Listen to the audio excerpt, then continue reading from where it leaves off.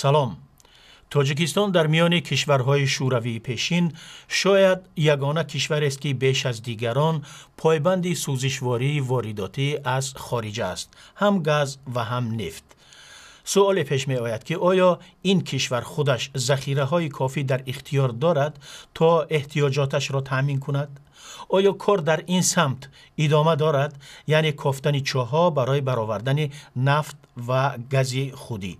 ما برای گرفتن پاسخ به این سوالها و سوالهای دیگر به استودیوی رادیوی آزادی در دوشنبه بختیار مومینوف، سردار شعبه سوزشواری سراداره گئولوژیای تاجیکستان، و شهباز قادیروف، تحلیلگر و استاد دانشگاه را دعوت کردیم. خوش آمدید مهمانان عزیز.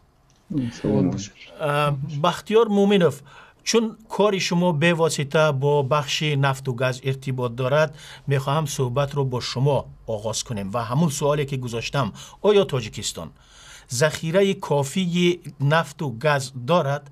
طبق کشفیات‌های دوران شوروی در حدود جمهوری تاجیکستان کان‌های نفت و گاز معاین کرده شدند، یعنی در جنوب کشور، در همواری کشور و اینچنین در شمال کشور، یعنی در ولایت سوخت. میدان‌های آینده ها بسیارند.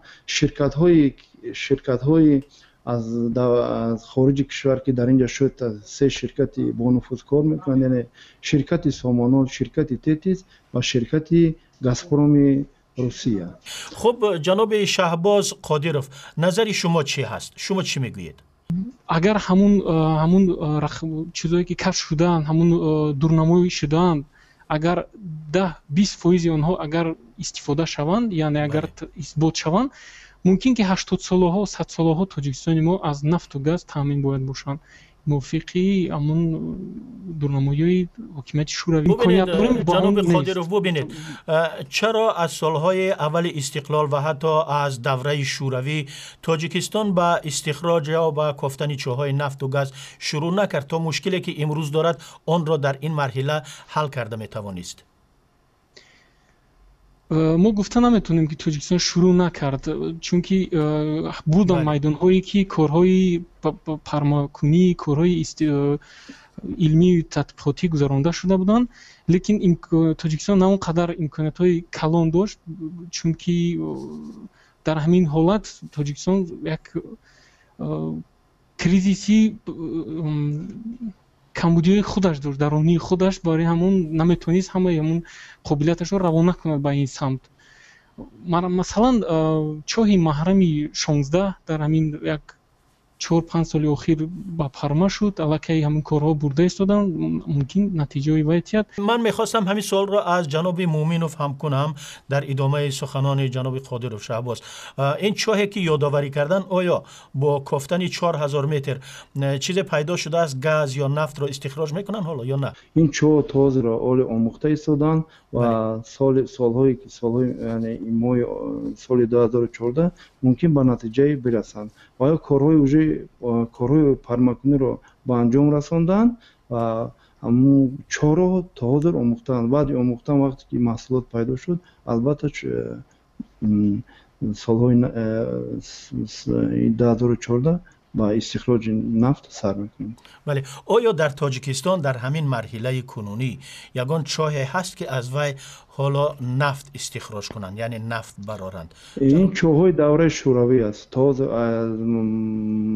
مثال از ناحیه بلجوان این چاه 90 است که از آن نفت میگیرن. این شرکت تیز در آنجا کار کنند و کارخانه نفت و گاز و انگشت. بله، ببینید مردم عادی میگویند که اگر تاجیکستان خودش را با نفت خودی تامین میکرد، شاید سوزشواری حالا در داخل تاجیکستان ارزانتر میشد. ما نظری چند نفر از ساکنان شهر دوشنبه را در همین باره داریم، بیایید اونها رو با هم میشنویم، پس صحبتمان را ادامه میدیم. راستی ما همچون شفیار ما فکر میکنم که در داخل جمهوری سوزشواری شبه خوبتر است، استحصال شبه خوبتر است. باش خاطره که با اون خاطره که مثال گیریم دمو ارزانتر میشه. مثال گیریم با فیلم دیزلی در تاجیکستان ولی فقط ممکن نباشه. خیلی بنزین و گاز هست مثال. چه خوب میشه ارزان میشه مثال. یک بلکه ما بود دیگه شوفرها هست، آدم‌ها هستن بسیارن که استفاده گاز قدی حرکت می‌کنه کاربرد بود می‌کنه استفاده بنزین قدی وای می‌کنه. خب جناب مومنوف ببینید شما با گفته آنها باور دارید یعنی که کارکردی بنزین امکان میدهد که مصارف آن امکان میدهد که نرخ را خودی تاجیکستان تا اندازه پایین ببرد برای اهالی داخلی تاجیکستان؟ بله این زمان ما خیلی که قید کردیم شرکت هایی که با نفوذی که در جمهوری تازه را کارهای آموزشی سیسمیکی رو با انجام رسوندن این زمان این شرکت گازپروم است که در ظرف 6450 متر پرماچور رو با انجام رسونده است. شما چاه سری قمیش را در نظر دارید؟ سری قمیش را در نظر دارم که دورنمای که از اون محصولات میگیرن 48 میلیارد متر کوبه رو تشکیل میکنه که 50 سال برای تاجیکستان بسنده است. و شهباز شما چی نظر دارید؟ آن قراردادهایی که تاجیکستان با شرکت‌های خارجی امضا میکند برای کافتن چاه‌ها و استخراج نفت و گاز فکر میکنید قراردادهای عادلانه هست برای تاجیکستان؟ اگر مثلا ما چاه سری قمیش را بگیریم 70% درآمد بر روسیه میرود به گازپروم و تنها 30% در اختیار خودی تاجیکستان قرار خواهد گرفت و همین گونه شرطنامه‌های دیگر هم داریم. فکر میکنید این گونه قراردادها برای تاجیکستان عادلانه است؟ با گمانی من عادلانه نیست و من باوری ندارم که مثلا اگر همین کانی نفت کانی گاز اگر کشف شود و به استخراج آماده باشد نرخ رو روسیه خودش مثلا چه خیلی که خواهد میگذارد یا که نرخ با ارزان نشود. نه من با گمانی من که ارزان میشود چون که وای امکان ندارد وای الکی کشف نفت یک همون گاز یک خاصیتی دارد که اون را اگر که استخراجش سر شد حتما اون را باید سال به سال روز به روز همون استخراجی دوام دهند و ممکن نیست از جهت تکنیکی که او را محکم کنند. و جناب مومنوف همین سوال به شما چی فکر میکنید؟ همین گونه شرطنامه ها را یا قراردادهای همکاری را شما عادلانه میشمارید برای تاجیکستان یا تاجیکستان دیگه مجبور است همین کار را کند چون دیگه تجهیزات استخراج ندارد؟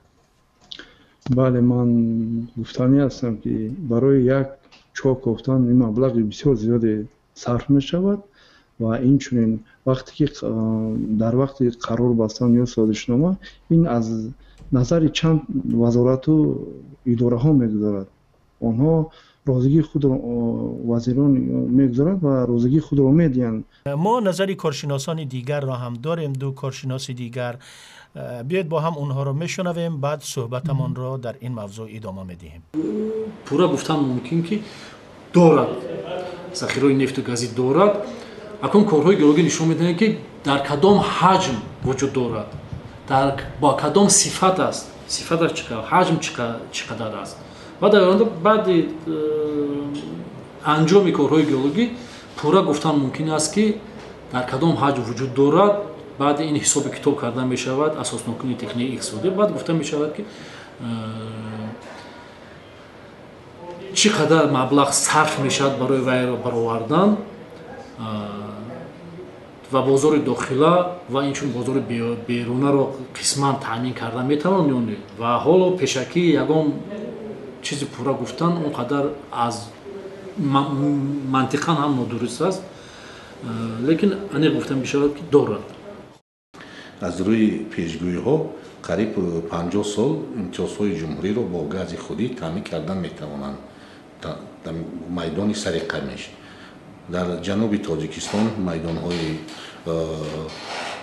در قزلتمشک و یعنی سرخسیما و قراردان کارها نو کارهای سیسمیکی پرمکنی نو آغاز گردند. امید است که طبق پیشگویی‌های قبلی هم سالهای شورای متخصصان و هم متخصصان شرکت‌های نامبرده که ما نامبر نکردیم، شرکت گازپروم، تیتیس پترولیوم امریکایی، سامان آیل شویتساریا و توتال فرانسوز، شرکت فرانسوزی در این قسمت‌های جنوب جمهوری با کارهای آموزشی و سیسمیکی مشغولند. خب مهمانان گرامی نظری کارشناسان را شنیدیم و اگر شما توجه کرده باشید در عرصه بین المللی تاجیکستان همیشه کوشیده است که انرژی آبی را بیشتر رونق دهد و نیروگاه های بزرگ را به ساختمان نیروگاه های بزرگ را به پایان رساند.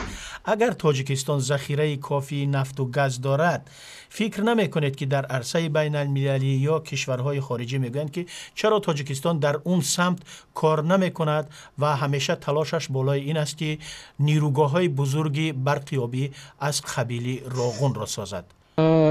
مثلا نیروگاه‌های بزرگی آبی این مبلغی نه اونقدر کلان هم طلبگار است. بله. و این به همه معلوم است که این انرژی تیار است. یعنی اینا ما حاضر هدف‌های استراتژی دولت در همون است که چند تیزتر همین کمبودی‌های نورسایی انرژی رو دولت باید حل و فصل کند. همین سوال را میخواستم که از جناب بختیار مومنوف پرسیم. نظر شما در این باره چی است؟ مختصر، چون وقت ما کم مانده است.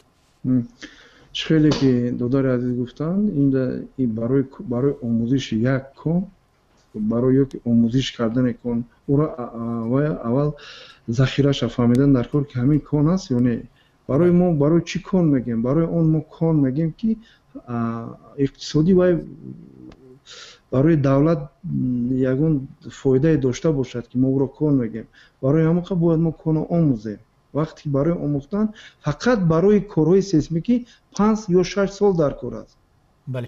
برای ساختمان نیروگاه ها هم همین گونه خرج زیاد و مدت زیاد ضرور است البته یا نه؟ البته ضرور است، نه که بر این کاری که اینجا صرف می شود آیا همین محصولات پیدا می شود یا نمی شود، این بازی است. از 100% 70% در کاری که همینجا همین نفت هست یا نیست. حاضر مثال شرکت گازپرام تا چخوری 6400 متر رفتگی ما اونجا گفتن نمیتونیم که همونجا گاز هست یا نیست.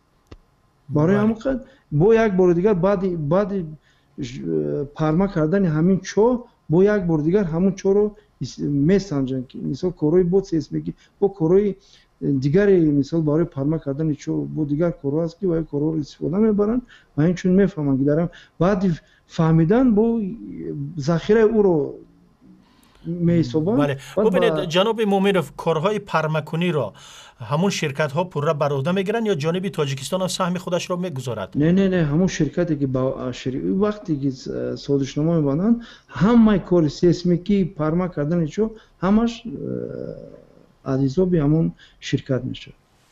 بله. خب مهمانان عزیز، تشکر برای صحبتتان. یادآور میشویم که در صحبت میزی گردی ما از شهر دوشنبه بختیار مومنوف، سردار شعبه سوزشواری سر اداره گیولوژی تاجیکستان و تحلیلگر استاد دانشگاه شهباز قادروف شرکت داشتند. خدا نگهدار.